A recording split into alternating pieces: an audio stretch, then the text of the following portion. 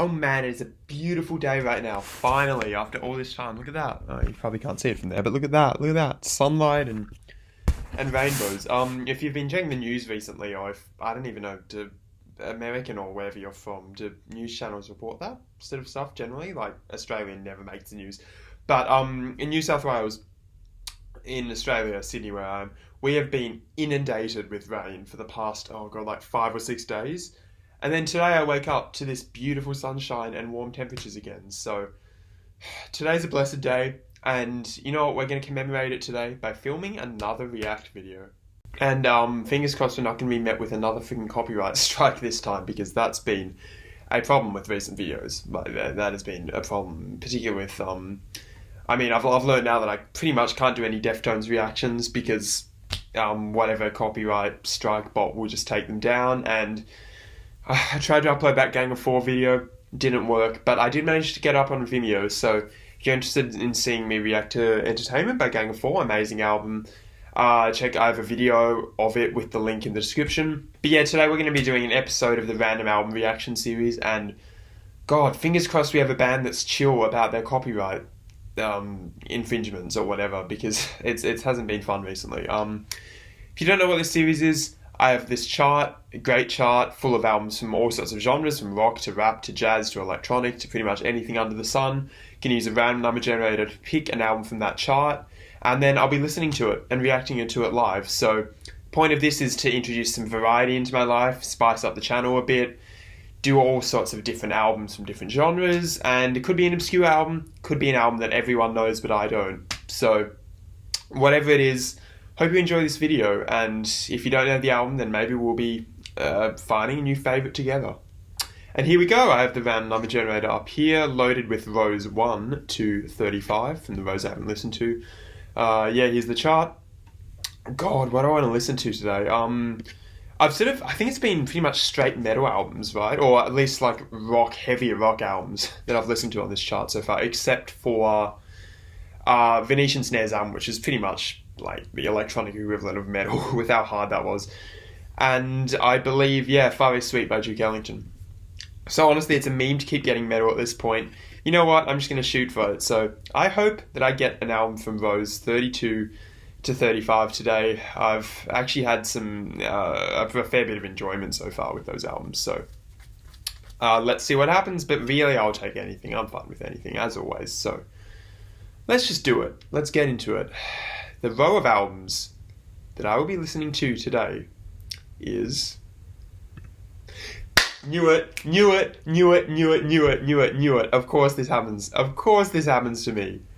We are back in metal, which, seems to be a mainstay of this charts, this YouTube channel so far, really, because starting with Tool and then going to this stuff. Wow. So yeah, we're back in metal. I've had this row twice before.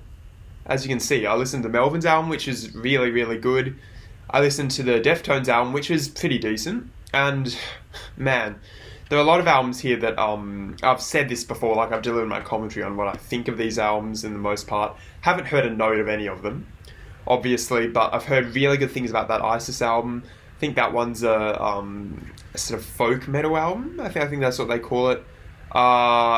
Don't know many of the others. I think that's Converge, Jane Doe. I really don't know much of the stuff in this row. Pulling for one of these two because I seem to really like slightly more experimental metal with that's slightly slower or quieter. And that could really work for me, but really I have the potential to be blown away by anything, as we've proved in the past with, Jesus Lizard and that Melvin's album and the Venetian Snares, everything. So, other than that, we've been in that row twice before. This random number generator really just likes the number 34, doesn't it? Alright. So, numbers 1 to 10. The album that I will be listening to today is number 8. 1, 2, 3, 4, 5, 6, 7, 8. Oh, no way! I've got it. Okay, cool.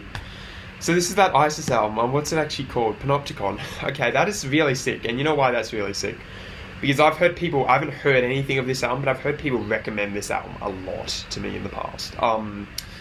I just recommend people with the sort of taste that I have in just music generally, like from Swans to, more about progressive rock and stuff like that.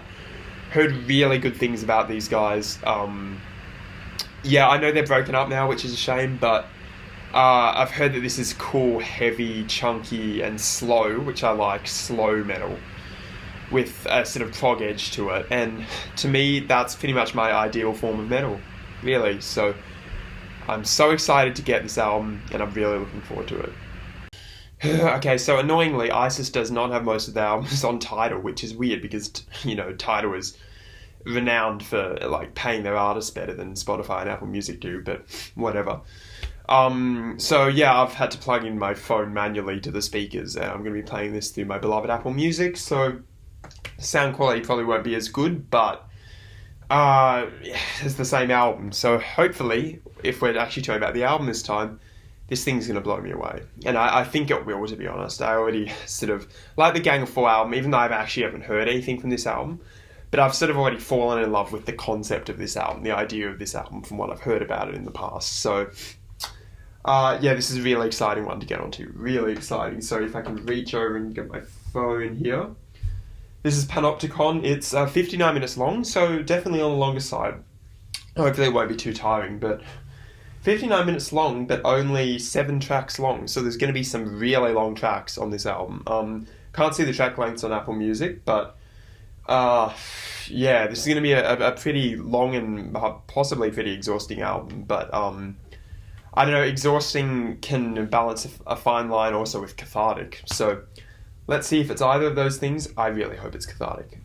So track 1 on Panopticon by ISIS is called So Did We. I don't know how long it is, don't know what this sounds like, apart from just vague descriptions that I've heard. I am just really excited to get onto this. I'm really excited to groove along to this and, go along with whatever it hits me with. So without further ado, let's just do it. This is So Did We by ISIS on their album Panopticon, a metal classic, apparently. It's track 1. Let's hit it. Whoa!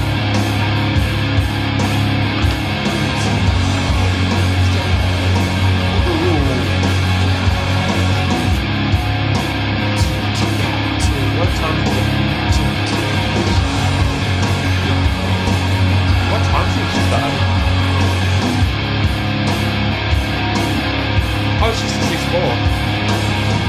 It feels weird at that.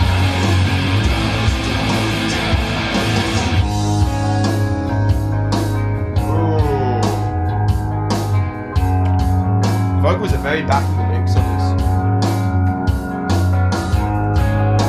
Turn it up a bit. I love how simple that drumming is.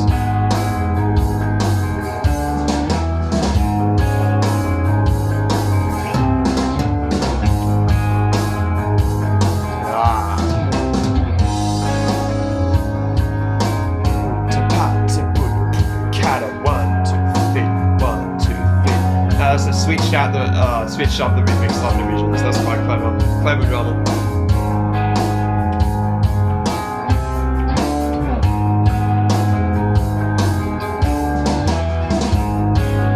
Hope you can hear this.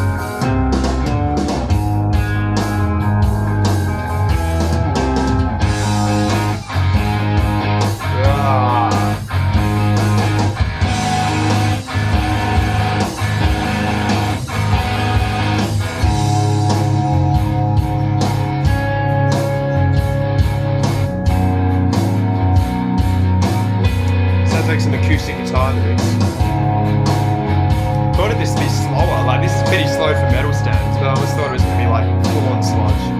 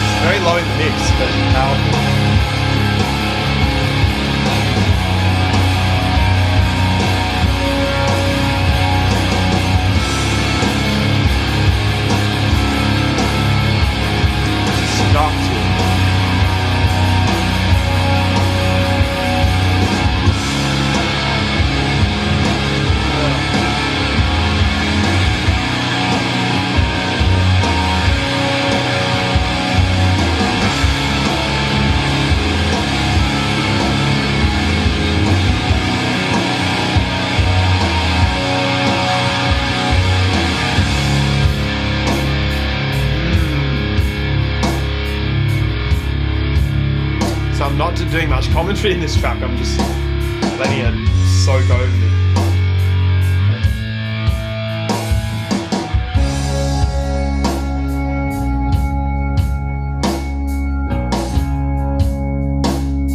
Oh, organ. That's a nice touch.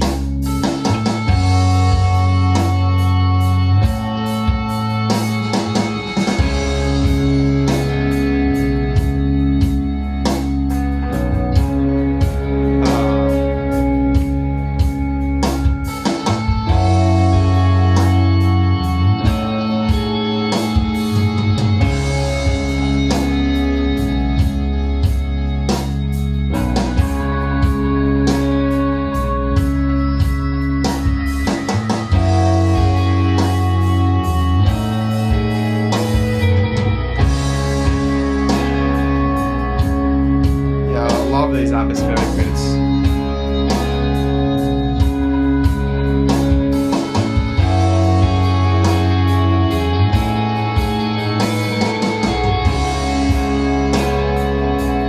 Awesome guitar work too.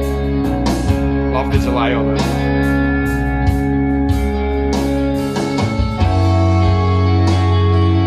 Oh, it changed to the right. Lovely. Murder live. Oh my god.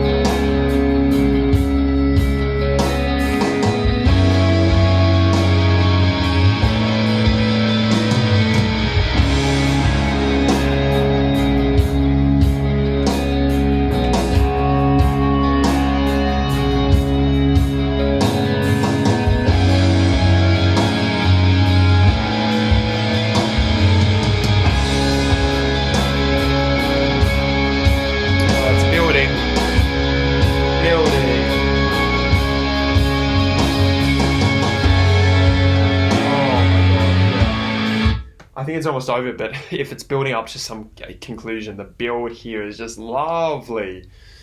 Lovely, lovely, lovely. It started just with that organ and then those drums and like light delay guitar, and then I can just hear it layering and layering up. Amazing arrangement and great production too so far. What a trip. What a trip.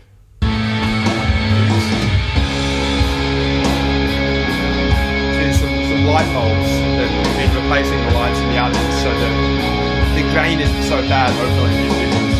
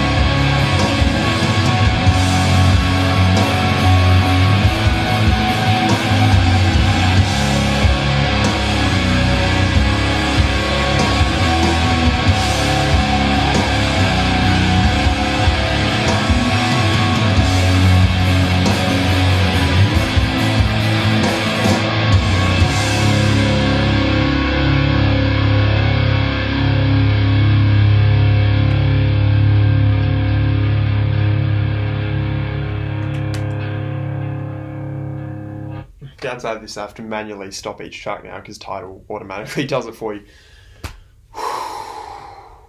Wow, what a trip! What a trip! Even though that was different to what I was expecting, actually it sort of turned out to be more similar to my expectations towards the end in particular. But even though it sort of started out differently than I was expecting, that sent me on such a trip. Wow, that was just cathartic metal brilliance, if you can even call that metal. Like, I mean, I almost think genres like that should be, or whatever this is, like atmospheric metal or something. I think, is that what they call it? It sort of, to me, that's like closer to post-rock or something than it is metal.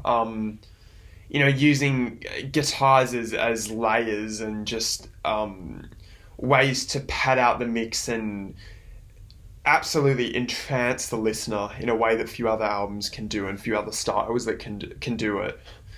And then obviously using elements like, I think that was organ, and pushing the vocals to the back even. That was so devoid from, like obviously a vector side of metal. And I find it so odd that under the metal subgenre, I think this is the only genre really, or the only category of music where you can have an album like Out of Isolation by Vector, or like what's a good example, the inalienable dreamlessness, yeah, by Discordance Axis. You can have albums like that, and in the same genre you can have an album like this, which is some of the spaciest, most huge sounding metal I think I've ever heard. Such is the magic of the genre, really. I always come out of that feeling more at peace and zen than I am energized, which is like, and that isn't a bad thing. Like, those two are equivalent modes in my mind in terms of how much I can enjoy them, and that zen trance that put me in just really hit me hard, man. I mean, between those chunky, reverb-soaked, ultra-heavy guitars that were nevertheless, that nevertheless had their sort of rough edges filed back a little bit by that production, courtesy of whoever the producer was, and they do a damn good job here. Between that, and then later on the song, those light, reverb-heavy and now delay-heavy guitar lines in the upper registers of the guitar that soar over those drums, even down to those drums themselves, which were deliberately ultra-repetitive, ultra-trancey, and they sort of kept to the same feel the whole time while changing up the rhythmic subdivisions at different points. So at the beginning, I think it was like a something. It was like a 1 2 3 1 2 3 1 2 3 sort of thing. I think that was it the other way around. Yeah, I think that was it. It would start off with a 1 2 3 1 2 3 1 2 3 sort of feel. Genius, really creative, and then the drummer mixed that up over the course of the song, but still staying that lovely lilting 6/8 or 3/4 feel. Fantastic drum work. Wasn't too heavy and wasn't overplayed at all. It was just deliberately monotonous and repetitive, and I think almost krautrock inspired and trancey in the best possible way. Even down to the vocals, which, I mean, I heard them, like they were very low in the mix and they weren't present at all in the quiet parts, but in the heavier parts they were audible. They sort of did land in a style of metal vocals that I'm not as big a fan of, which is the like screeching over guitars sort of style that I think that Vector album best exemplifies for me. But they had a bit more melody to them than that Vector album. These had a fair bit of melody to them, even though they had a really coarse and rough tone and were designed to be a little bit abrasive. But yeah, they had some gorgeous melody, really simple in how they were put together, and mixed right down in the mix. So I think that's really effective, in fact, I think, because that just makes the vocals, like, instead of putting them at the forefront and making them the star of the show, it just makes them similar to what, I keep drawing connections between albums that aren't really similar, but I'm going to do it again, similar to what that Sweet Trip album did, Velocity Design Comfort, where it sort of made the vocals a part of the instrumental and all the wallpaper, rather than pushing them to the front and making them carry the song. So in that song, the vocals are just another part of that glorious, glorious meditative fold. And I think that really worked for this song.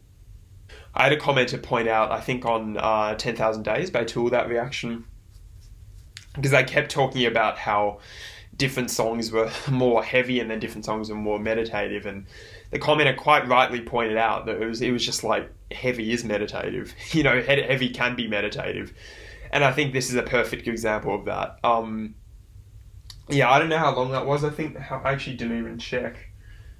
7 minutes, wow, quickest 7 minutes 30 I've ever had. But yeah, that was 7 minutes 30 of heavy, world-ending, mind-numbing, glorious, meditative bliss. Wouldn't have had that any other way. Yeah, it put me in a trance like few songs have really been able to do so far.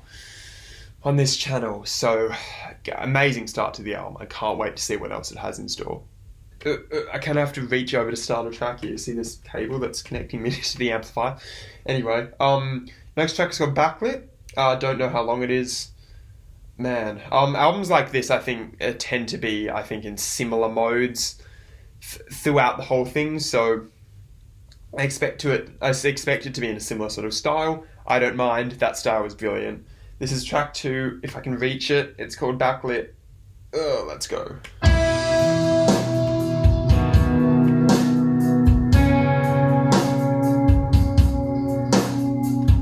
2 albums back to back we've listened to with amazing drum production. Lovely cracks to that snare.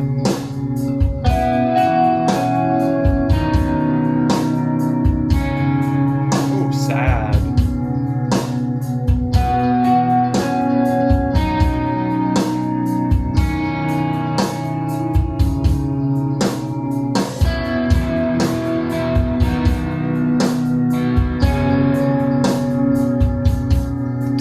Down, down, down, down, down. There's a gorilla song that has a very similar chord structure, but I think this came first, so David Albarn does not seem like an ISIS listener to me, but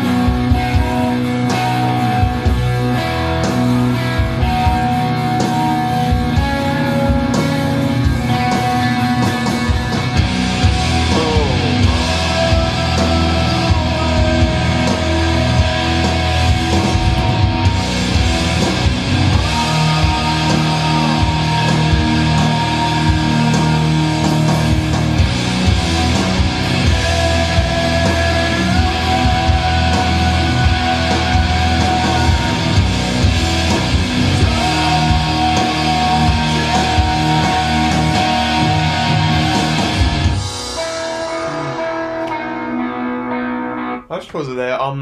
Yeah, so this has a much more. The previous track was more angry and moody, and this is more bittersweet. I think there's elements of sadness, but a sort of hope in that chord structure and the little vocal melody that popped up there. Some of the guitar lines. I'm not as big a fan of the chord structure as I was with track 1. I think track 1 kept it simple. It was pretty much just it played on one chord, but for me, like playing on one chord the whole time is always a surefire way to succeed. And this is changing up a bit more. It's doing almost sounds like a Deftones sort of chord structure. I'm not as big a fan of that. Again, with me, chord structures have to be like really mind blowing generally for me to love them. So. It's fine. I love the textures on the song. Really good so far.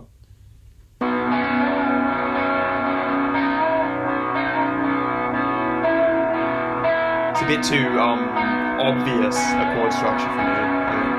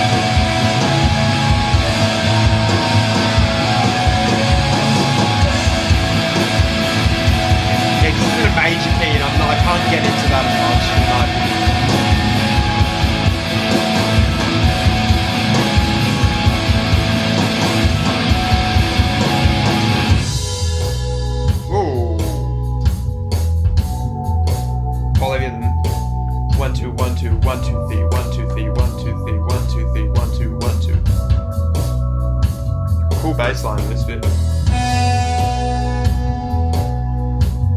I like this bit much more, actually.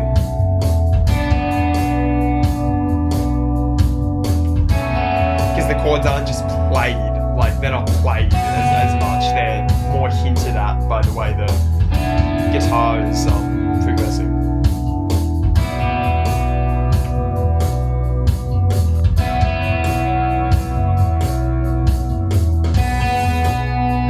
Love the move to the rim shot too.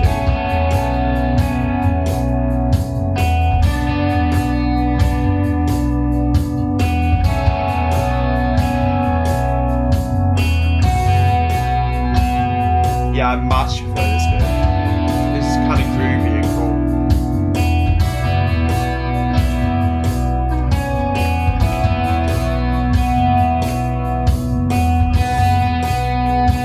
Yeah, we're building. Ooh, we're building.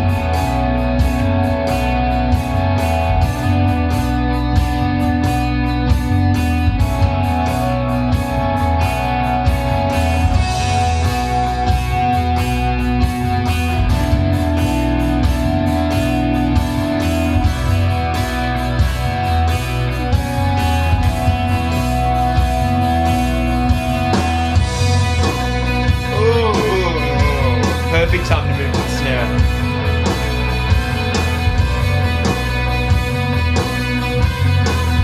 Love how repetitive it is. I've told you guys, repetitiveness is a real trope for me that works always.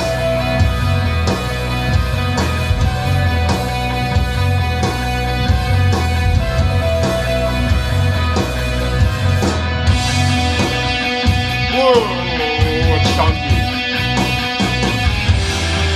I don't like that chord though. Did it keep do this chord for a long time? Like a long time? Yeah. It's a shame, I think it deflates the tension a bit.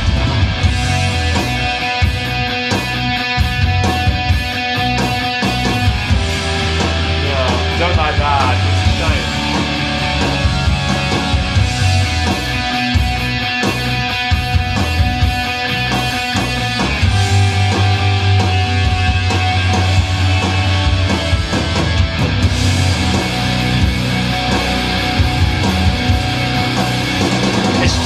Stay on that chord for like for 10 minutes would be my version of that song.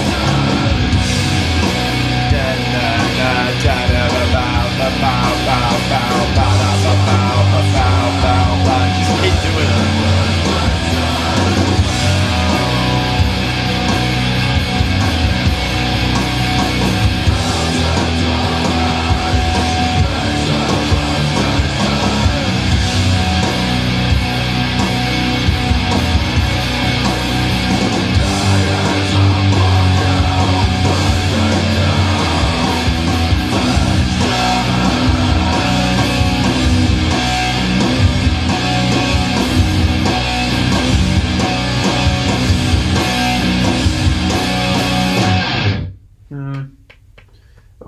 Pause it before it goes on the next track, or just chord it. Okay.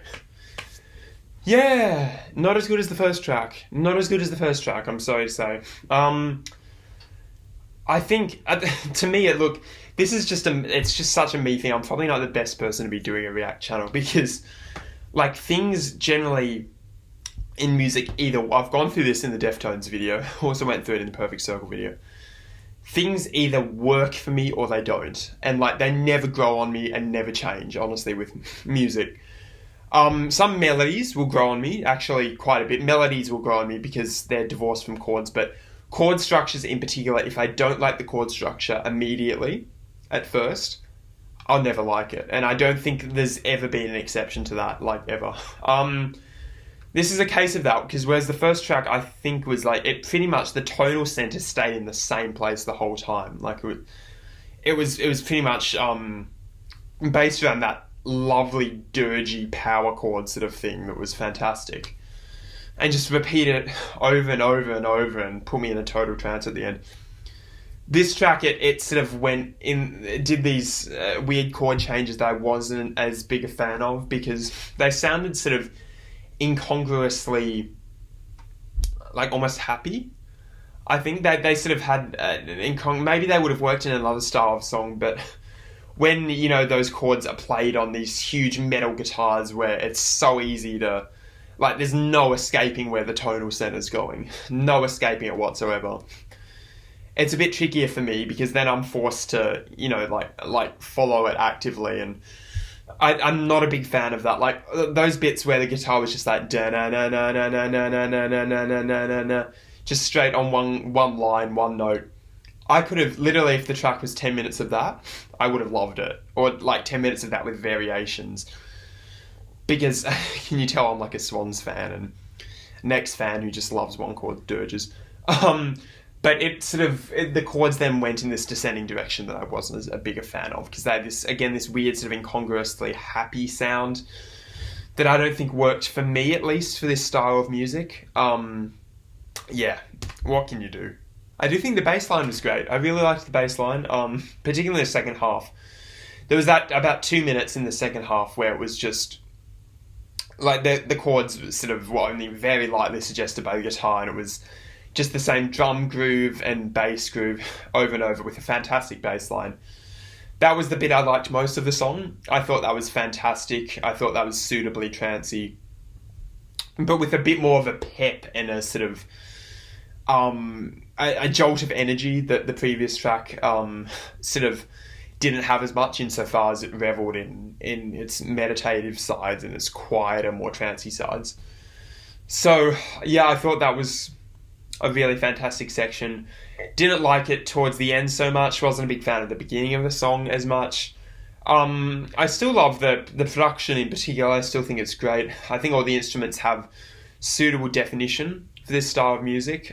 Guitars are produced great. Drums are produced really great. They sound really full-bodied and nice. So my complaints don't lie there. It was just for that song, what they were doing harmonically didn't work for me as much. And that's a shame, because that's my Achilles heel, always. That's always my Achilles heel with listening to music. If it doesn't work harmonically, I can't sort of look past that, unfortunately. That's just my stupid idiosyncrasies. Maybe not a fault of the music at all. Although there's a first time for everything, and who knows, maybe I'll do an update video soon and I'll come to absolutely adore the way those chords moved around. I'm pretty idiosyncratic. Like, I have no real through line with my taste in music. So with that in mind, let's try the next track. The next track, as I reach over and strain my neck, is called In Fiction. Yeah, I mean, I can actually see how long this one is. It's 9 minutes long. It's a long track, I think longer than the first two. Yeah, hopefully some one chord, minor key, repetitive goodness. I just give me the Swans version of post-metal, atmospheric metal, whatever this is. Let's hear it. This is In Fiction.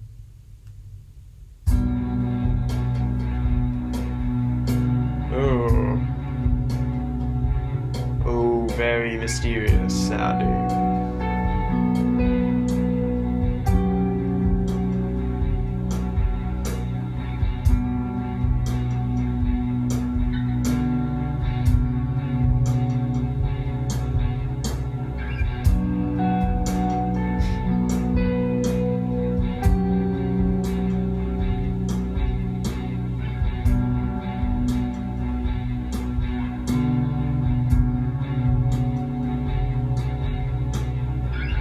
Oh, this is brooding. Yeah, I really like this so far.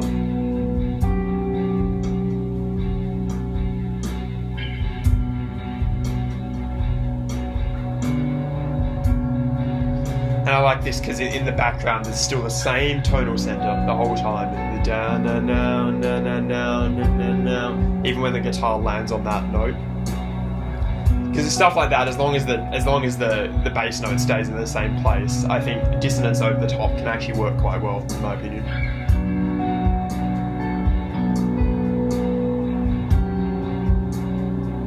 Ooh, so tense. Oh, I don't know where this is going to go.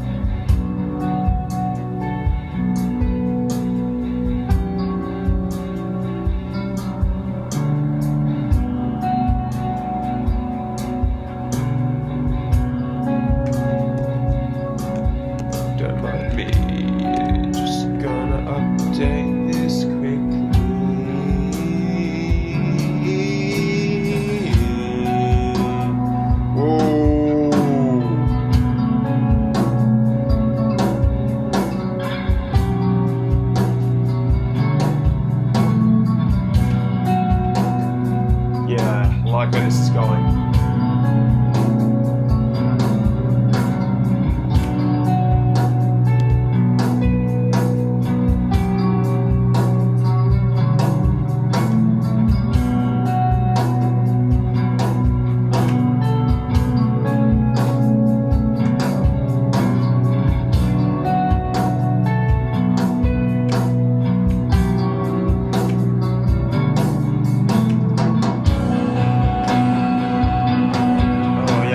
Drum feel there.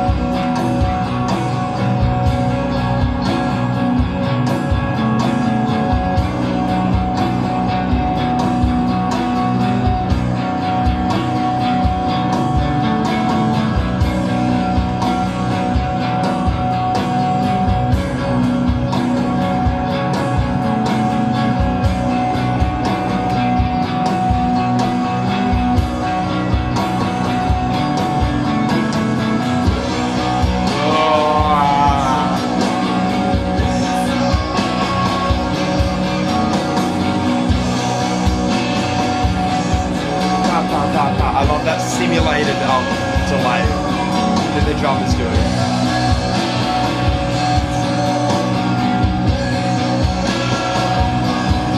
Honestly, I don't think this album needed the vocalist. I reckon it could have stayed instrumental.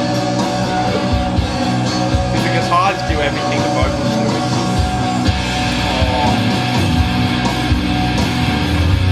Oh, great bass line.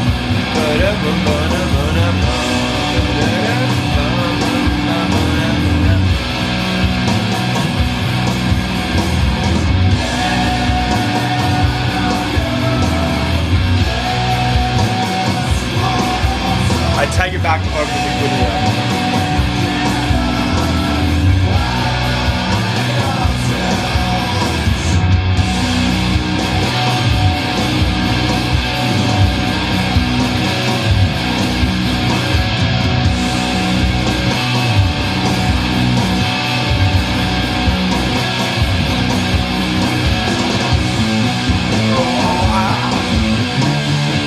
Oh, great bit.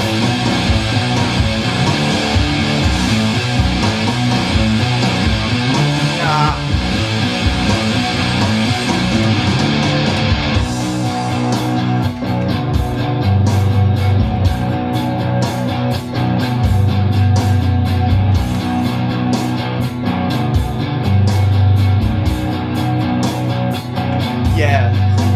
Wow. See what I mean? No chord, almost no chord changes. Or like they're really short in where they are. This same turn. That stays consistent. No changes. Exactly what I love.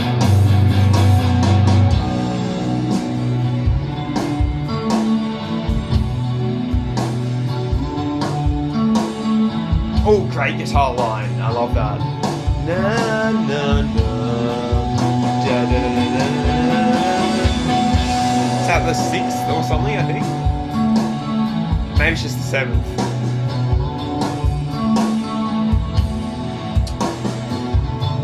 I think it's the 7th, yeah.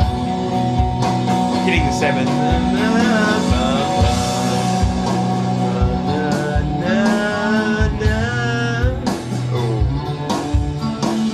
Fantastic. How long does this left go? Still a bit, alright. Oh.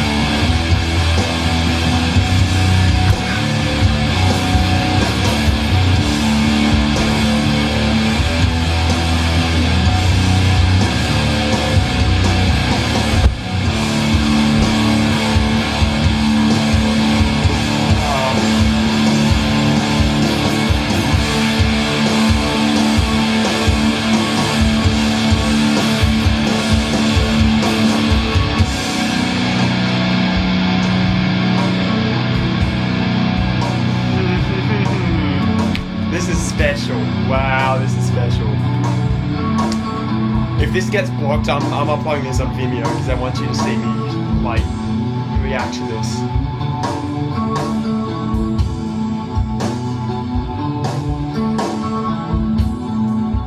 Oh, man, okay. Can't sing enough praise about that guitar line, too.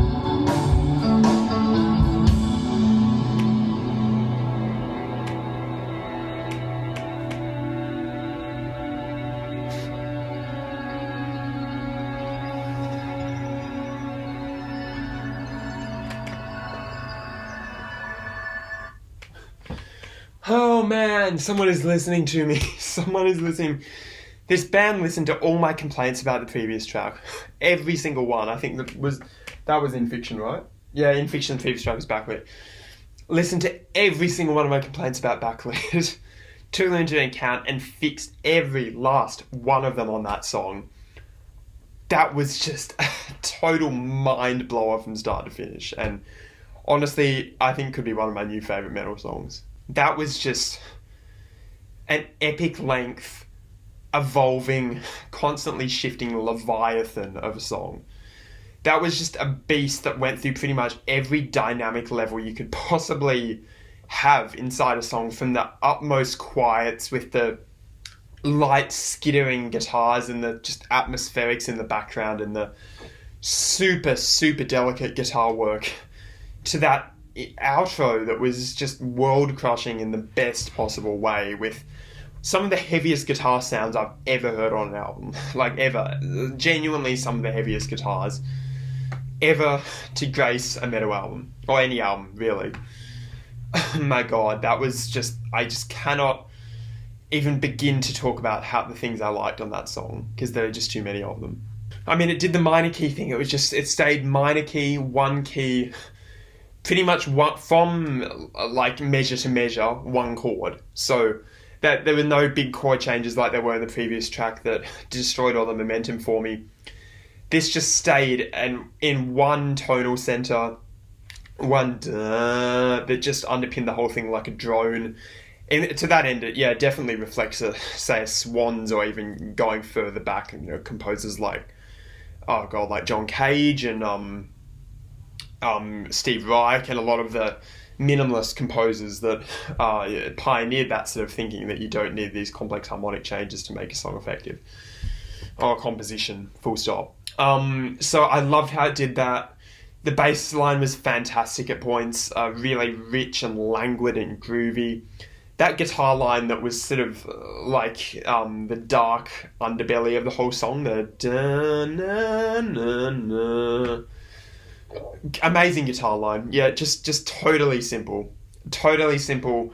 Just simple pentatonic movement. Actually, I think there was a second in there, so not pentatonic, but simple minor key movement. As simple as you can possibly get. Stuck to one scale, and yet it was really dark, and it hinted at so many complex emotions and moods and just ideas and feelings. It was just fantastic how that underpinned the song, emphasized the tonal center more and more. Man, I feel bad talking about this song in such analytical terms, because I just want to for once just say that rocked. Like, that fucking rocked. Like, that was just amazing. Everything about it just fantastic. Even the vocals, which I wasn't as big a fan of on previous tracks. Here they folded into the mix the best they ever have, and they did it pretty decently in the previous tracks, but here I love the melody it was going for, and it wasn't as... the vocal layers weren't as screechy as I worry a lot of metal vocalists can be, so that was even... that's top notch for me, 10 out of 10. That has a real unearthly staying power to it. It is honestly the best track on the album so far. Genuine contention for one of the best metal tracks ever. I repeat that again and again. In Fiction, mind-blowing. Simply mind-blowing. How is the next track meant to top that? Like, seriously, how? I'm genuinely asking you, because I don't think it can, and it's bound to be disappointing. Because nothing will sound as huge or, like, shattering as that, but... Anyway, next track is called Wheels Dissolve. It's called Wheels Dissolve. Middle track on the album, so... as of this track, I think we're pretty much halfway through. Don't know how long it is. Fingers crossed it's good. I don't know. I don't expect it to be good, honestly, or even decent, because that previous track made up for it, honestly. But let's see if they can pull off a miracle. Track 4, Wills Dissolve. 6:53. Okay. Long tracks on this album, as I sort of expected, but you know. I'm assuming there's going to be like one huge 10-minute plus track towards the end, because the track lengths have been, for this length of album, decently short so far. Oh yeah, love that.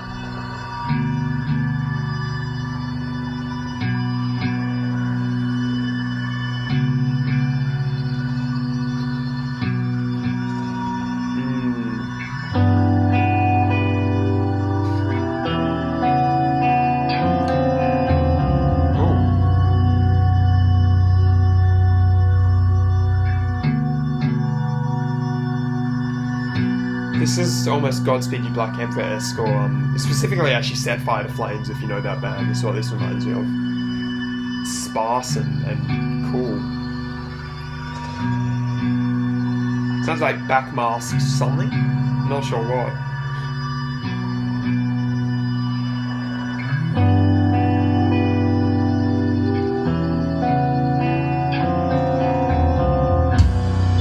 That's weird.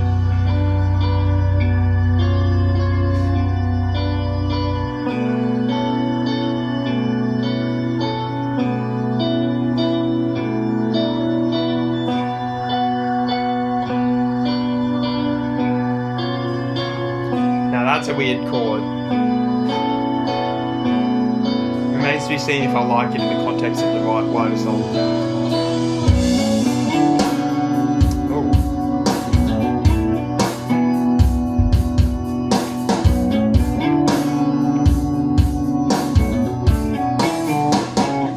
That's almost like, that's very prog-esque. That's like math rock almost. The way that guitar is with it.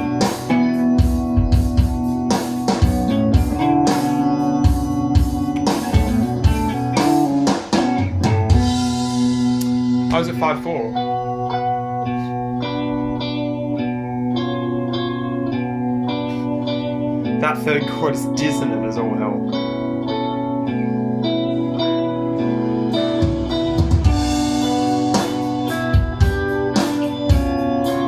Oh, that chord is weird. I'm not a fan of that, I have to say.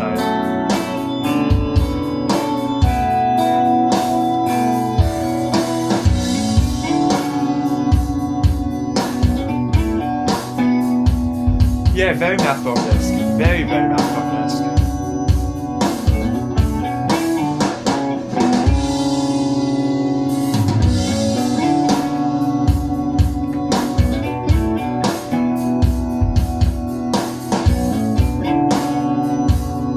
I like the drums, as always. Ooh.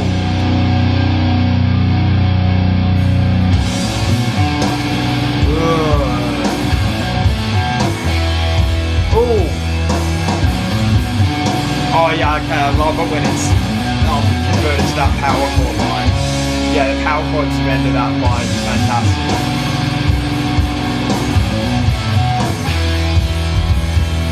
Oh yeah, this is fantastic.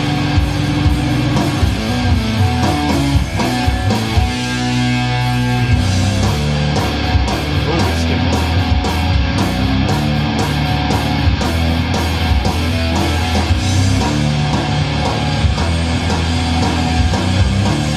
Not a fan of this. Not a fan of it.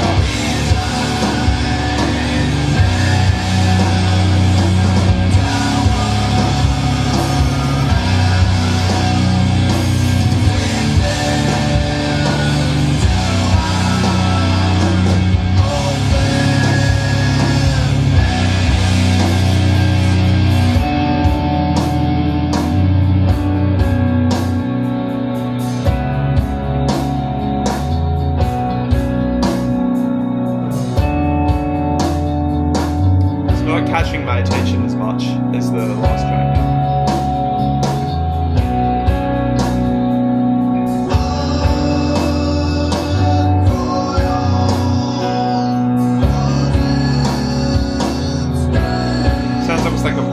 or something that's being sung there.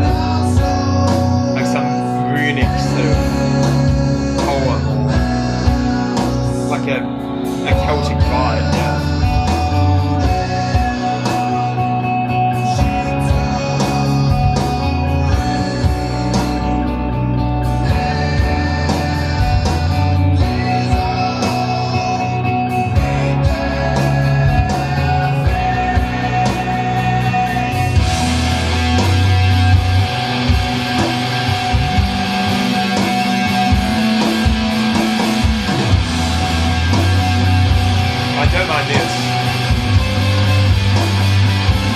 Very different sections.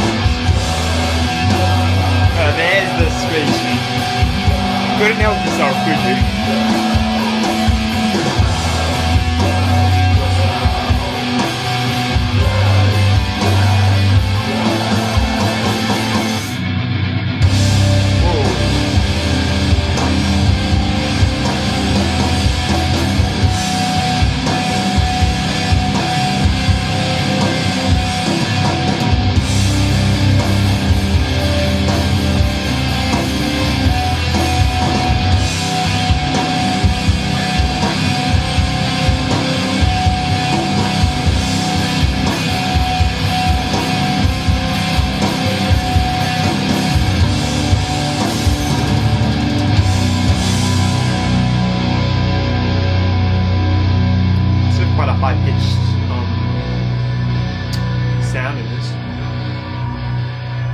Oh, it's just the very famous thing.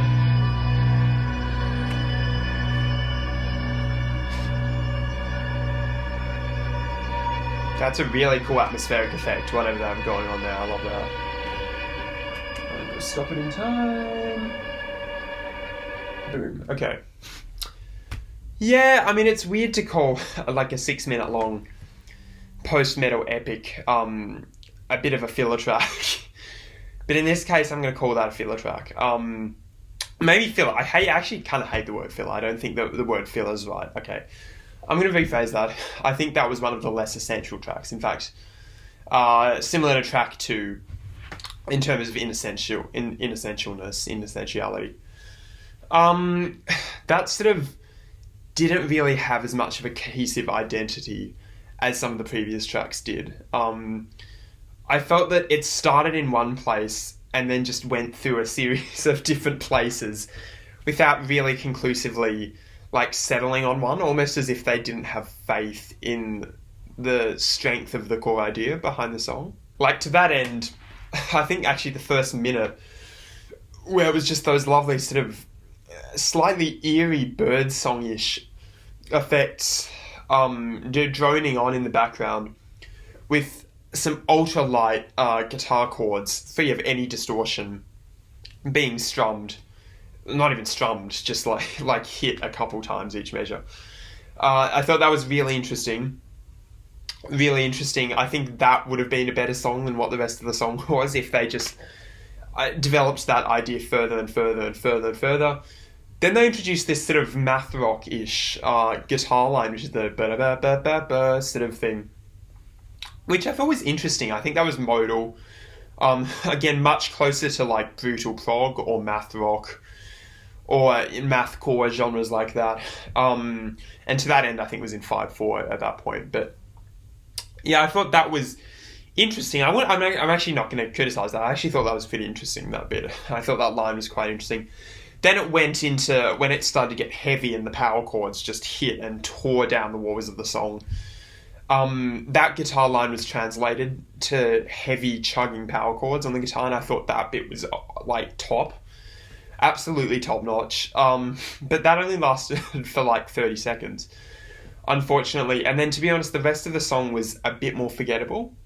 Honestly, the rest of the song didn't really, to me anyway, stick in my memory that much. And to be honest, I've already forgotten pretty much a lot of the things that that happened in that song past that point where the like guitar line translated into the power chords. After that, it sort of became a bit of an indistinguishable blur to me, because it sounded like to me they didn't really know where to take that song. Of course, the one thing that is consistent, well, actually two things really. Yeah, two things that are consistent among all ISIS songs. What an unfortunate name, by the way. I'm sure they started before the terror group became a thing, and I'm sure this has been like joked about a million times, but what a shame, honestly. Poor band to have to. I almost wonder if that's why they broke up, because that name just became so charged, and they imagine especially in some American venues. Like, I cannot see anyone booking a band called ISIS and expecting them to sell tickets. So that's really unlucky, and honestly, screw the terrorists for ruining this band for the rest of us. But anyway, that was a complete aside.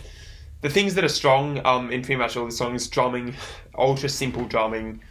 I love how the drummer never tries to add frills to it. Just plays the rhythm, plays it steadily and in time and consistently, which is all I really need. So I thought that was great. Also, the production is generally ace. Like, the guitars have this suitable sort of world-ending heaviness to them that's perfect for this style of music. Drums sound great, and some of the sort of studio trickery that's deployed on some of these songs is also fantastic. So I think those things are consistent, but over these 4 tracks so far, as we move definitively into the second half of the album, we've had 2 amazing essential tracks, and 2 that feel a bit more inessential, in my opinion. Make no mistake, this one was fine though. Like, this one was actually genuinely no worse than a 6 out of 10 or something. It was a decent song. I liked it. I've heard this band at their best, or maybe I'm yet to hear their band still at some of their other bests, but yeah, I've heard them at their early best, and so did we in Fiction. So, it's hard not to be disappointed. I did sort of predict it before in Fiction. Anyway, so we're going to move on to track 5, which is called Syndic Calls.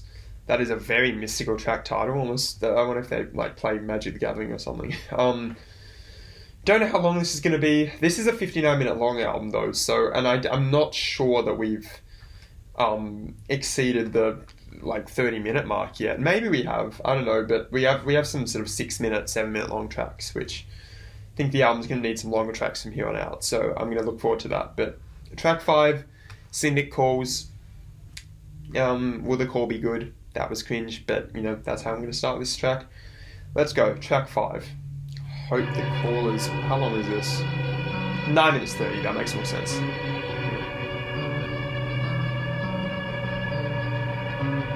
Oh, okay, I like that.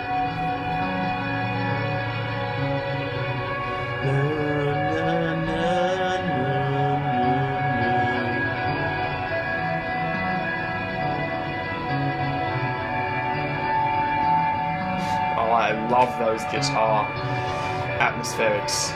They're really gorgeous on this album. Super gorgeous.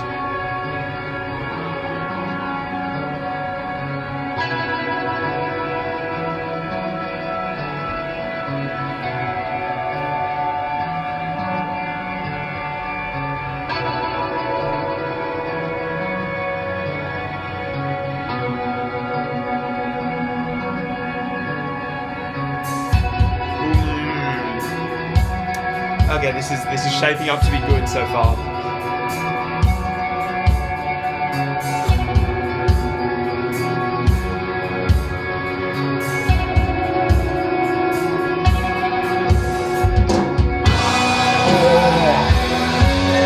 Oh yes, that sounds so good on heavy guitar now, dude.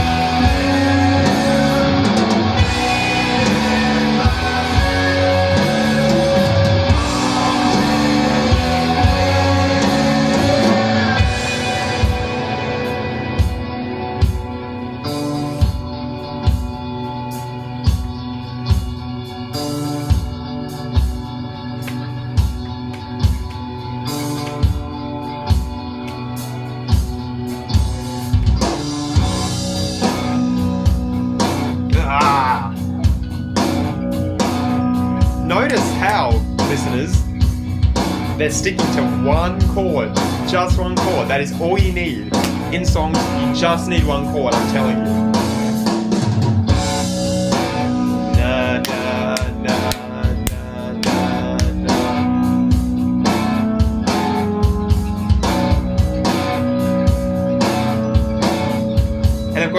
melodic like lines over that hinted at chords, but as long as the total center stays in the same place, that is all you need, ladies and gentlemen, to get in my good books anyway.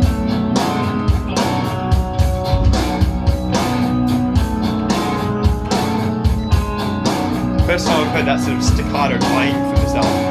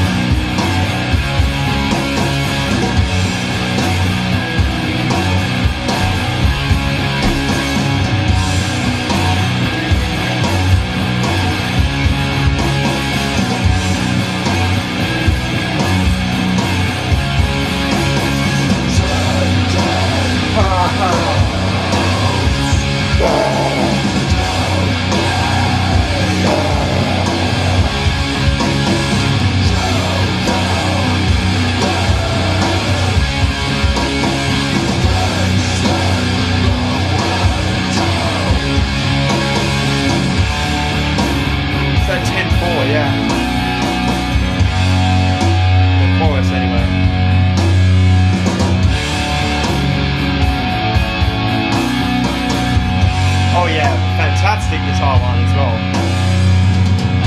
It's nailing it so far.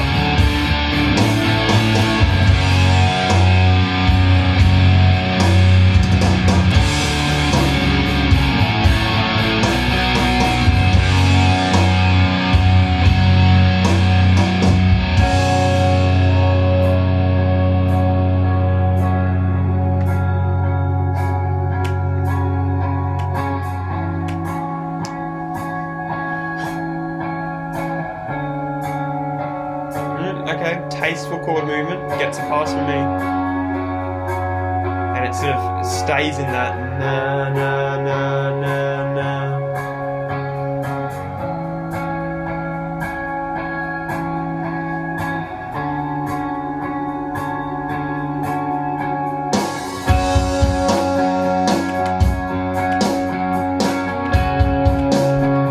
Great drum work.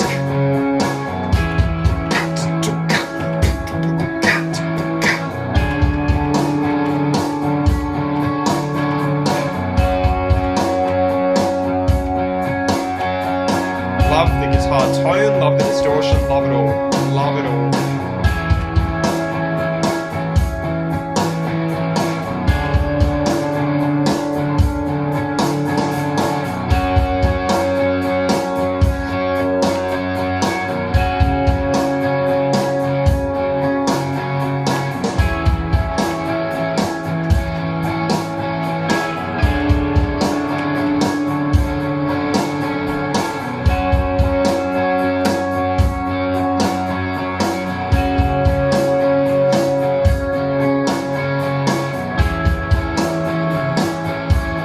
Light synth work in the background to fill out the mix a little bit. Fantastic. Great addition. Ah, yeah, there's the one with the kick I needed. Slowly adding layers, slowly building it up. It's just a textbook post-rock songwriting, post-metal songwriting.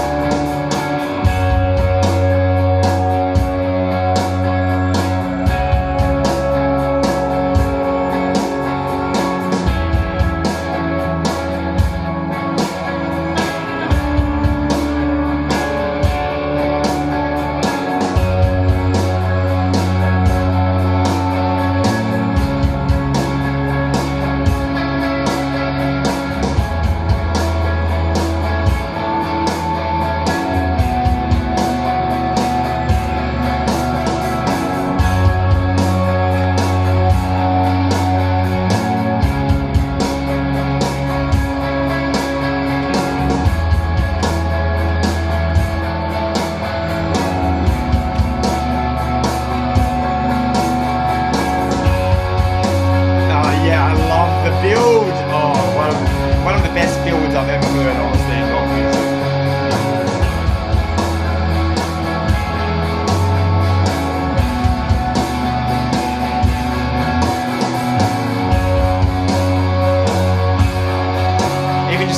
how the drummer's accenting the first three hi-hat beats as well.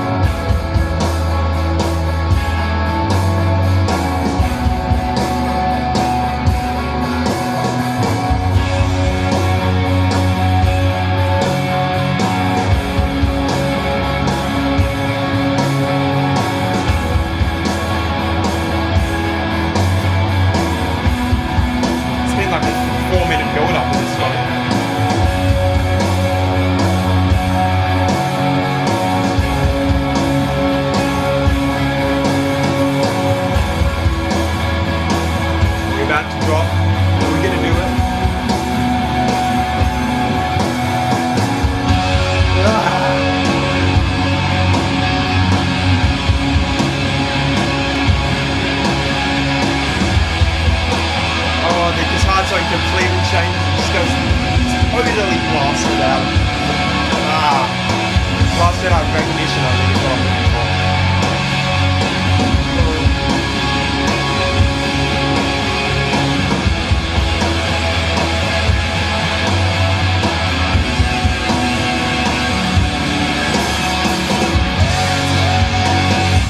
Ooh, different feel. Half time.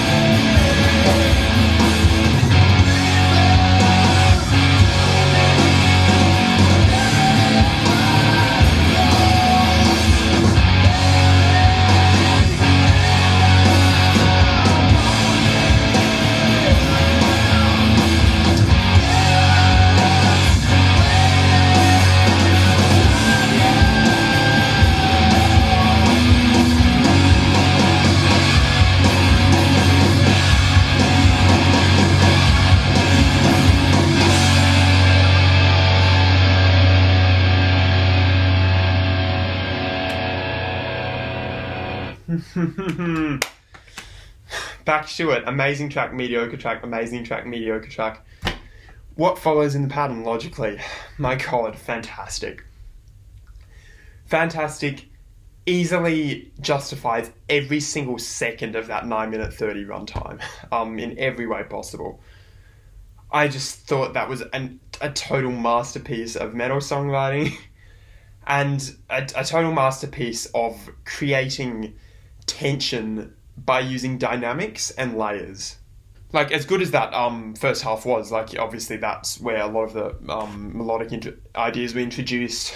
You know, a lot of some really cool lines and things were in there. Particularly that one guitar line that, again, just made a simple use of the sort of minor key. All fantastic, but around halfway it became quiet and delicate, and then eventually this drum pattern comes in and layers just keep getting added and added, and it keeps building and building and building on this foundation until at the end there it just explodes and hits that like total apex of energy and sound that comes in when the vocals come in, which is such a well justified climax. And I think this band is one of the best at like using climaxes in songs. Tool, take note, because Tool's climaxes after build-ups can generally not be that great. But yeah, no, this band totally knows how to do it. They totally know how to do it, and they just had me by the scruff of the neck the entire way through that. They could do anything they wanted at that point, and I would just be so happy. Wow. Yeah, wow. What an amazing track. Easily top 3 on the album so far, even though there's only been 5 tracks, so it's not really hard to do. You have a 3/5 shot, but yeah, I'm sort of speechless after that. Like, I don't really know what else needs to be said. Yeah, I'm trying to search for some sort of insightful thing to say about that track, but really I don't. Just amazing. Like, just amazing. I just want to speak in hyperbole now. It was one of the best metal tracks ever. Full stop. Genuinely. And I'm truly blown away by how some of the songs on this album operate. It's really fantastic and sort of goes beyond description, so love it. Track 6 is called Altered Course. I don't know how long this is, but last 2 tracks on the album, so if it's following the pattern, this will be a mediocre song. If it's following the pattern, this won't be a song that I like that much, which, you know, I mean, like, as long as it keeps hitting me every now and then with these amazing tracks, I don't mind as much. But I would like a good track. And let's see if Altered Course is that track. This is track 6. Time to hear it. 9:56. Wow.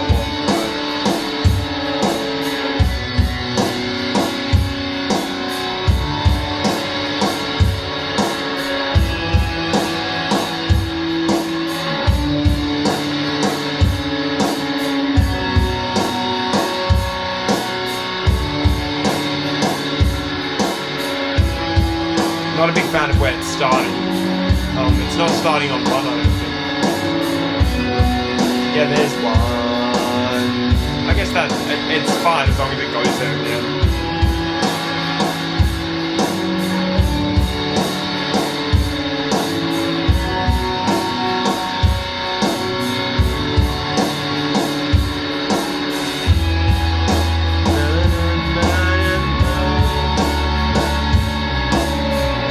Okay, I changed my mind, I like it. It's being sold on it.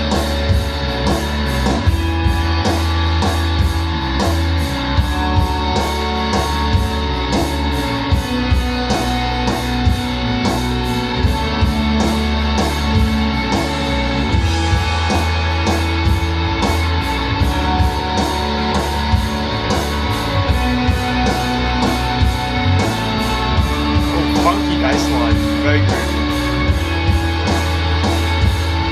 I've had to see repeat the bass lines out myself.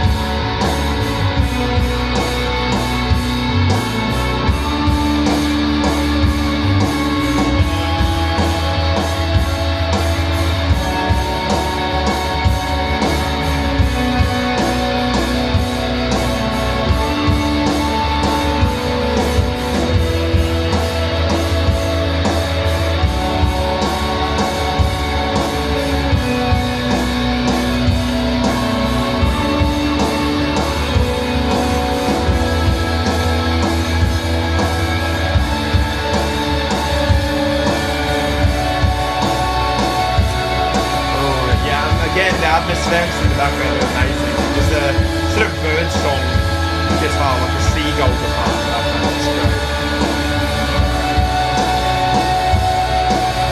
And it's doing some nice harmonic stuff too.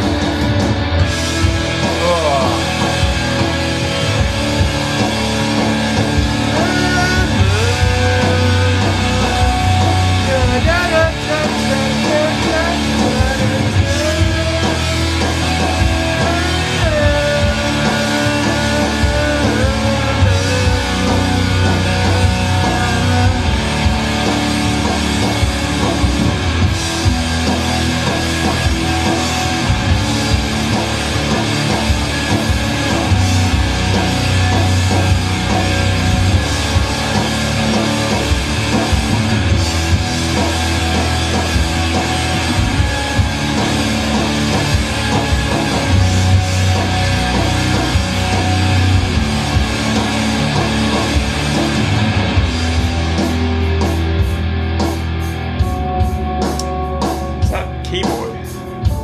Oh no, it's just guitar. Yeah, this is great. Ooh, that's a weird chord. Something tense is happening here.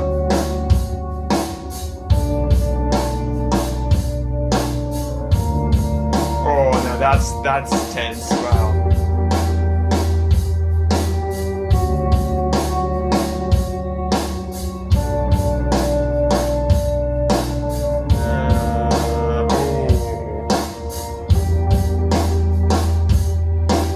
I don't not like that only because it's quite odd.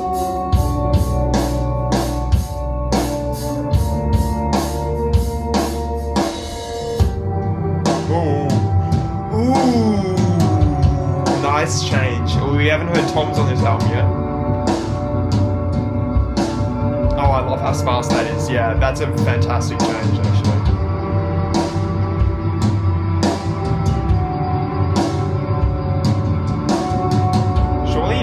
Three guitarists to create this soundscape.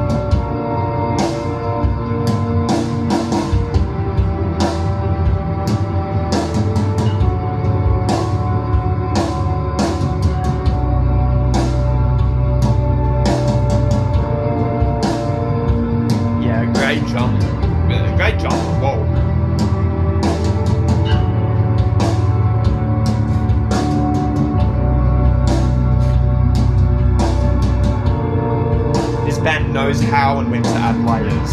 I will say that's one of their biggest strengths.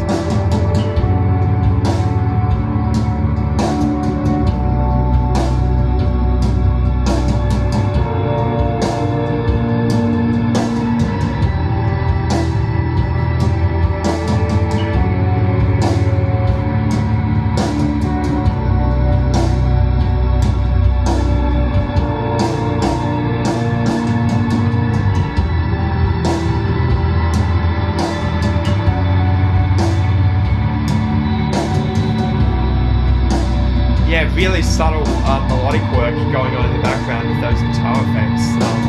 It's ingenious how they use them, not just as oh, we're over halfway.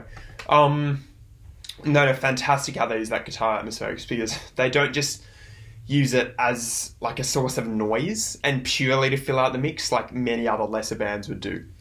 They actually give it a melodic and harmonic role, and you can hear sort of the changes in the chords that are being played. As you know, screechy and off key and dissonant as they are, they have this lovely sort of counterpoint to what's going on in the forefront. That sort of like contrast between the two, I think, is a dominant feature of a lot of these songs, and part of what makes them work so well. So I just wanted to point that out. That's pretty fantastic.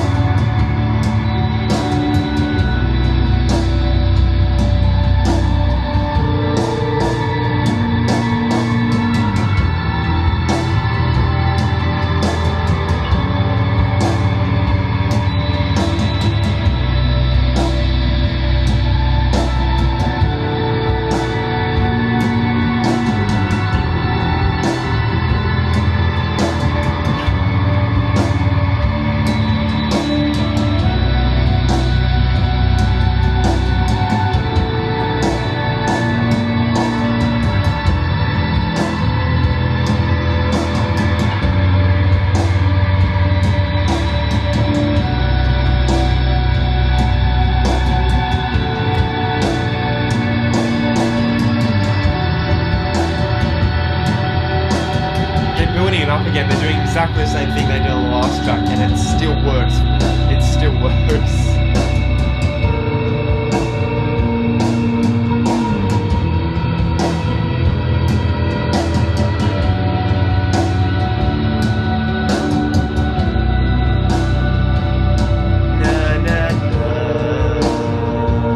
Wow. That's a flattened something. I don't know what that is.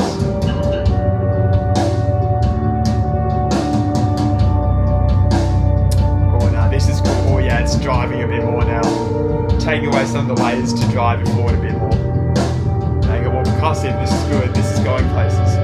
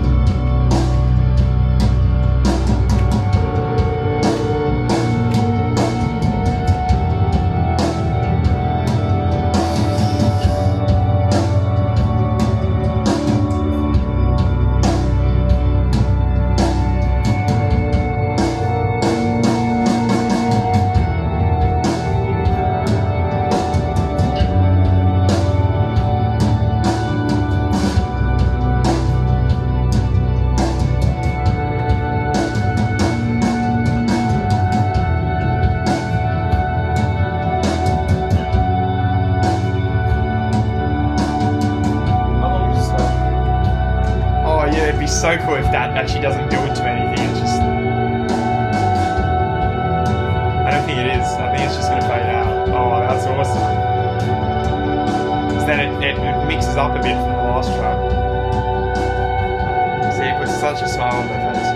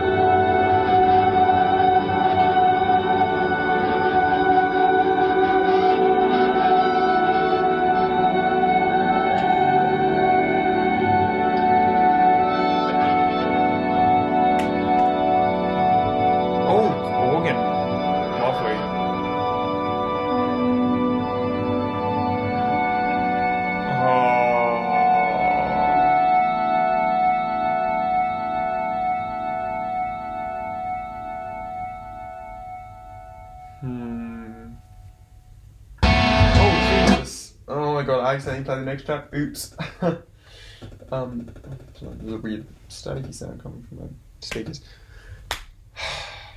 Awesome. Well, it wasn't made. Oh, even though I guess it was pretty much as good as the last track. It was it's broken the trend in that way. It was pretty much as good as the last track. Even though it did a lot of very different things to the last track, it was still amazing, and I think the way it operated itself was pretty damn fantastic, really, throughout.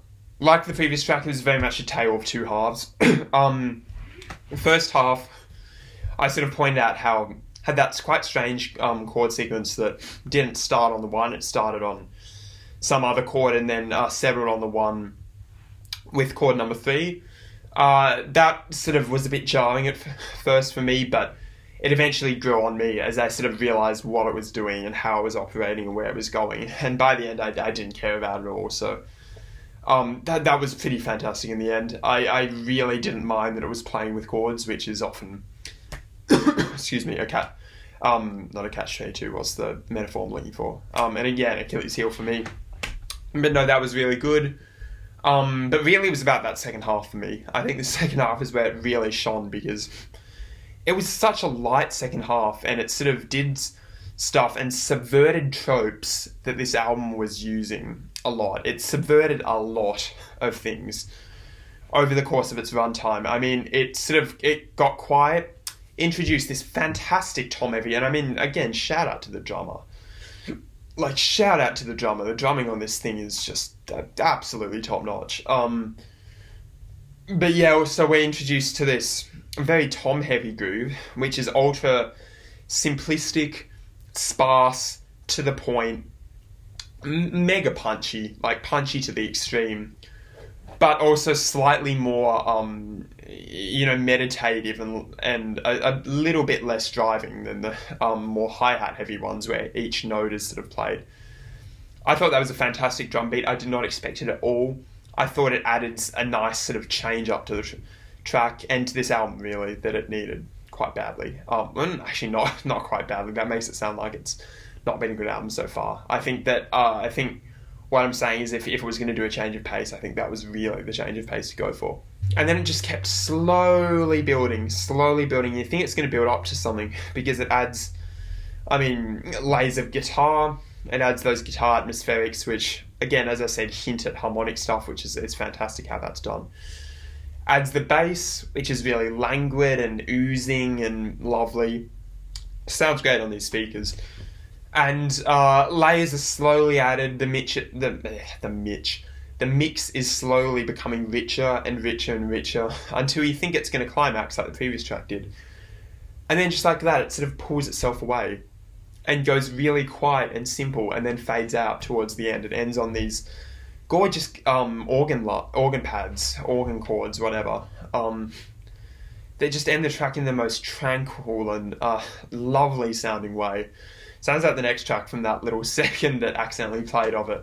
Sounds like that track's going to be a little bit more heavy and evasive. But the way that track ended, the way it subverted my expectations by building and building and building, and then just ripping it all away at once, going back to the drum pattern. Even though the drum pattern did change a bit towards then to sort of indicate a more driving sort of feel, like where the toms were more consistently played, like the boom, boom, kind of boom sort of thing. But even then, that was fade out towards the end. I thought that subverted my expectations in the best possible way. It was a lovely serendipitous surprise. Lovely, lovely serendipitous surprise. And again, I love albums that can surprise me. I've said this on several albums on this channel so far. This one's no exception. I love when any project does that. So yeah, that track. Fantastic. Really fantastic. Absolutely nothing bad to say about it. And it probably says something that was fantastic and still probably not even in the top half of... I probably won't even end up in the top half of tracks on this album. That's just the way the cookie crumbles with really good albums. What can I say? Okay, ladies and gents, boys and girls, this has been a freaking fantastic album. Freaking fantastic album. Again, like the Gang of Four album, I sort of expected it to be this good, but it's perfectly meeting my expectations, perfectly. I'm just hoping the last track is as good. So this is called Grinning Mouths, 8 minutes 27, huge, so another huge track, ends with 3 pretty mammoth length tracks, which have all gone fast, and I haven't mentioned that so far, but the long tracks on this don't feel as long as they are. Like, really, they go like that, and before you know it, half the track's gone, then 2/3, then 3/4, then 4/5, and then it's over. So I love that quality of it, and some of the best albums are the ones that make you forget or sort of your senses of time and space and place, and this is one of them. So we're about to do the last track. This is Grinning Mouths, Panopticon by ISIS, closing track. It's going to be loud. You ready? 3, 2, 1.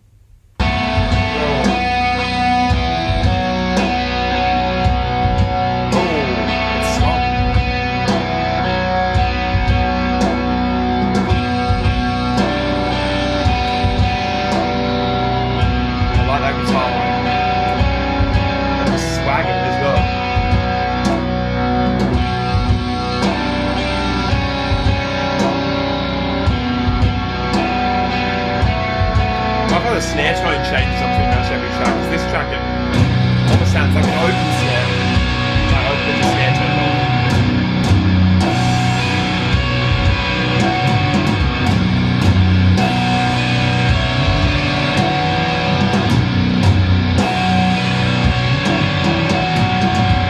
Oh, interesting. So it goes between the drummer, again, genius, of course. Does sort of the core beat in a shuffle sort of feel with the 8th note swung, but then during the feel goes to a straight feel. That's really, really clever. Great drumming. Wow, pretty cool track so far.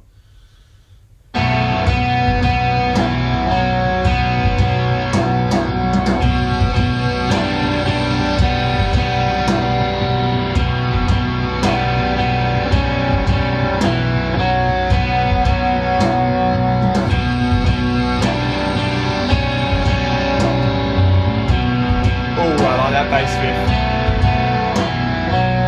There's that nice little change there. Is it? No.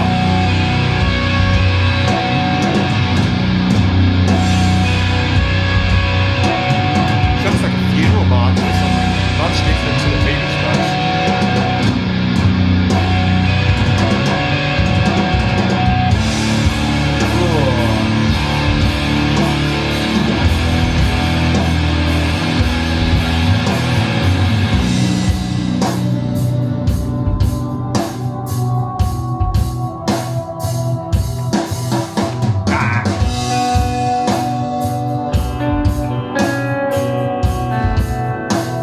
Lovely. Oh yeah, it's really kicked into gear now.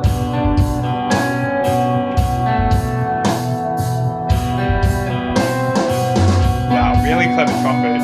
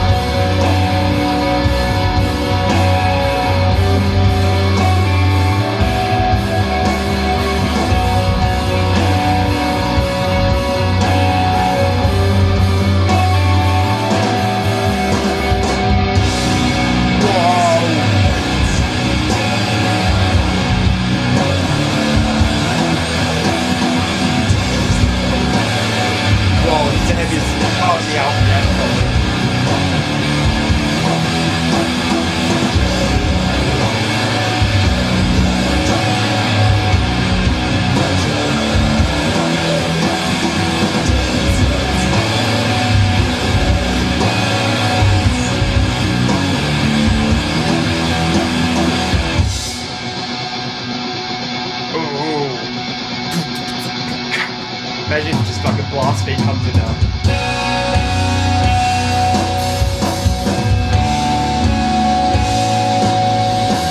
Yeah, sped up slightly now. Deliberate, no doubt.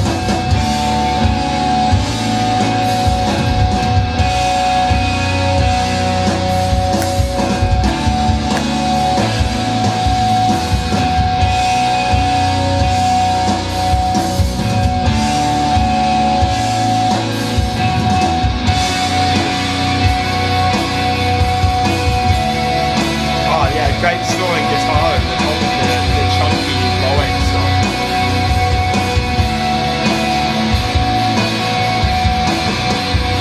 Adds a real beauty to the track.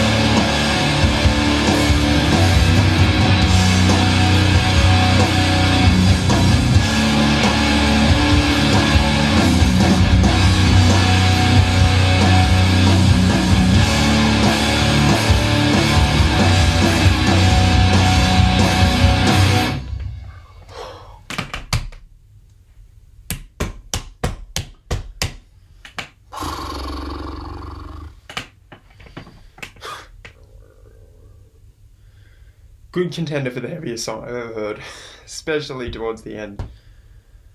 Some songs are just made to end an album, like they're made to be the climax.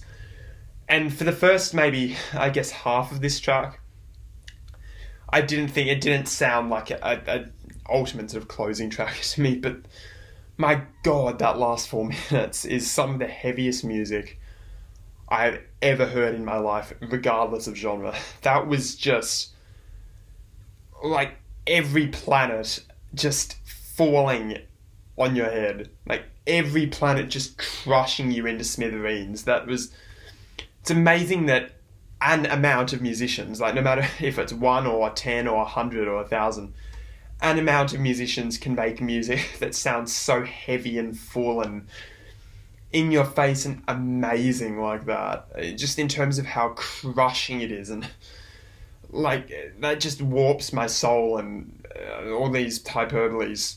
I can't even speak. Yeah, man. Wow. What a way to end the album. What a way to end this heavy, brutal, huge, and yet simultaneously tranquil and inviting and almost mellow at points album. This is an album full of idiosyncrasies, but unlike some albums that are full of idiosyncrasies, Sweet Trip, this album manages to combine those in a really interesting way, and a way that, to my ears at least, is so pleasing. Like, it's just so gorgeous, my god. Fantastic album, and I want to actually get into the nitty-gritty of it now. First of all, of course, the guitar work is amazing, and there are 2 types of guitar work on that album. Actually 3 types. Yeah, so let's go through the 3 types. Obviously, the most obvious bit is the chordal guitar work with those huge destructive chords that are just like absolutely beaten out of the guitar. It's like beating the guitar totally into submission. I love that. I love how many effects and how many distortion pedals and just pedals in general that must be slathered with. Like, to make a guitar sound that huge, like, that doesn't come naturally to a guitar, obviously. You need a very, very expensive and well-chosen set of pedals, and obviously they have that, and it comes together to make one of the fullest and richest guitar sounds I've ever heard on an album. Then you have the lighter guitar lines, and those are sort of quite often the melodic underpinnings of tracks, and more often than not they were genius, especially on the tracks that stuck to like one chord or had one tonal center. Extra points if they were minor key tonal centers. And just sort of played off that a little bit with these lovely delayed, often in the upper register, these guitar lines. So upper register, clean sounding guitar lines that were just totally euphoric and fantastic. On almost every track, I mean a couple of exceptions, but pretty much every track, those were also a highlight, and they served the melodic purpose that they needed to in a brilliant way. And then, of course, the most overlooked part of the album, I feel, which is those guitar effects. And the guitar effects were just gorgeous, like the walls and walls of atmospherics in the background made up of like layers of guitar that sort of played these light harmonic and melodic counterpoint roles that you wouldn't expect most bands to do, and it's not something I would have ever thought of doing, but these guys are just geniuses and they have thought of it. And they managed to fill out the mix so well and complement what's going on in the forefront of the music so well that I honestly consider those guitar lines one of the highlights of the album. And then the drums, obviously fantastic drums, not ultra technical, which is refreshing for metal, which seems to more often than not be a genre where it's just like for drummers it's how fast can I play and how much can I just show off my skills over the course of an album. But the drummer here had restraint, had precision, had an excellent sense of feel and meter, even in like the weird 5/4s and 10/4s that are sometimes used. Again, restraint, so knew how to just play the same thing over and over and over and develop it really slowly, if at all. Yeah, I mean, it wasn't the best metal drumming I've ever heard in terms of pure technicality, but in terms of how it fit the song, oh yeah, top notch, absolutely top notch.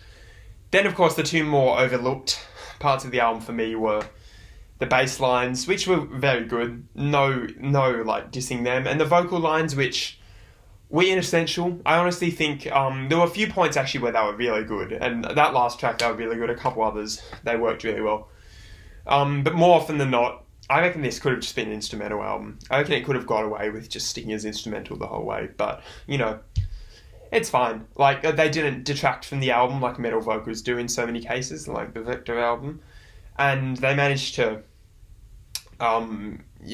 be again, restraint is the word of the day. They managed to have plenty of restraint and managed to be conservative and only deployed when they were useful for the development of the track. Really, the only thing that's keeping this album from being a better album for me is just some of the tracks weren't as good as the others. It was as simple as that. Like, I'm in love with the idea behind this album. I'm in love with the style. I'm in love with the guitar tones and everything. Just some of the tracks were better written than others. It was that simple. And some albums I've listened to, like the Sweet Trip album, there's just some like aspect to it, and to pretty much all of the tracks, that I can pinpoint exactly as the thing that lets the album down for me. On these tracks, and this is a similar thing to maybe the Deftones album and the Perfect Circle album, it's just that some of the tracks are better than others. It's as simple as that. So with that in mind, I'm just going to do the top 3. Number 1 is so obvious, right? I mean, it's in fiction. Like, obviously it's in fiction. Come on. I mean, 9-minute evolving, mutating beast of a song that's stuck on one chord and just played it out and got heavier and heavier and went through so many incredible sections that made it one of the best, if not the best metal song I've ever heard in my life. No question, gets number 1 on the album for me. And number 2, not far behind. You know what? I'm gonna have to... Oh, this is hard. You know what? I'm just gonna say Grinning Mouths. Because unlike in fiction, there was like 1 or 2 parts of Grinning Mouths that I wasn't as big a fan of, but made up for by especially that ending part. One of the hugest sounding metal songs I've ever heard. Heaviest on the album. Gets number 2 for me. I think that's a pretty fair assessment.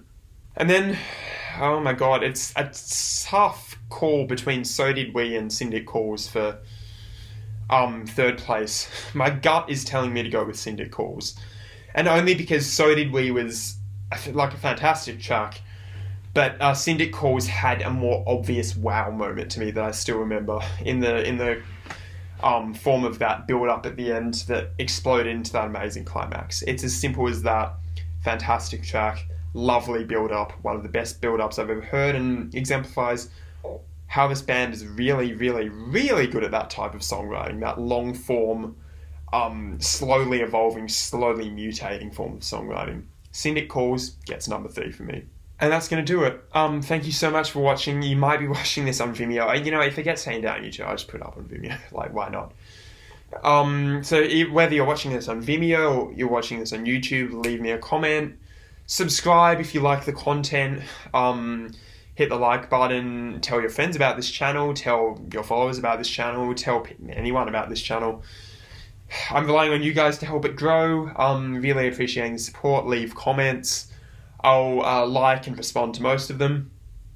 And let me know what albums you want me to react to in the future. So, on that note, thank you again so much for watching. And until next time, cheers.